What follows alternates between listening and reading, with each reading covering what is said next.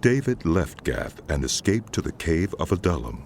When his brothers and his father's household heard about it, they went down to him there.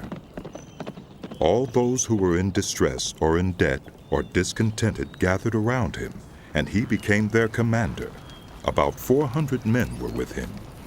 From there David went to Mizpah in Moab and said to the king of Moab, "Would you let my father and mother come and stay with you until I learn what God will do for me?" So he left them with the king of Moab, and they stayed with him as long as David was in the stronghold. But the prophet Gad said to David, "Do not stay in the stronghold. Go into the land of Judah." So David left and went to the forest of Hereth. Now Saul heard that David and his men had been discovered, and Saul was seated, spear in hand, under the tamarisk tree on the hill at Gibeah, with all his officials standing at his side. He said to them, "Listen, men of Benjamin. Will the son of Jesse give all of you fields and vineyards? Will he make all of you commanders of thousands and commanders of hundreds? Is that why you have all conspired against me? No one tells me when my son makes a covenant with the son of Jesse. None of you is concerned about me, or tells me that my son has incited my servant to lie in wait for me, as he does today."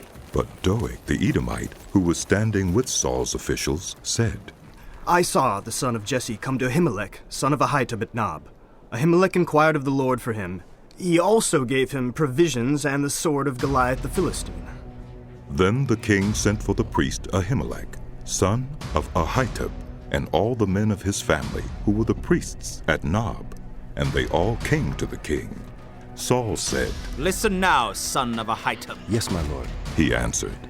Saul said to him, "Why have you conspired against me, you and the son of Jesse, giving him bread and a sword and inquiring of God for him, so that he has rebelled against me and lies in wait for me as he does today?"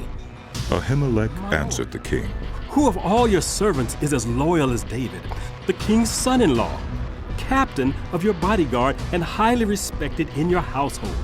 Was that day the first time I inquired of God for him? Of course not. Let not the king accuse your servant or any of his father's family, for your servant knows nothing at all about this whole affair." But the king said, "You will surely die, Ahimelech, you and your whole family." Then the king ordered the guards at his side, "Turn and kill the priests of the Lord, because they too have sided with David. They knew he was fleeing, yet they did not tell me."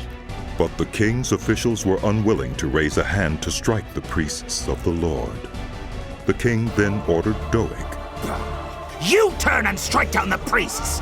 So Doeg the Edomite turned and struck them down. That day he killed 85 men who wore the linen ephod.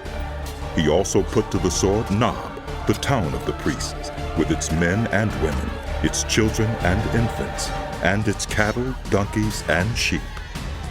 But one son of Ahimelech, son of Ahitub, named Abiathar, escaped and fled to join David. He told David that Saul had killed the priests of the Lord. Then David said to Abiathar, "That day when Doeg the Edomite was there, I knew he would be sure to tell Saul, 'I am responsible for the death of your whole family. Stay with me. Don't be afraid. The man who wants to kill you is trying to kill me too. You will be safe with me.'"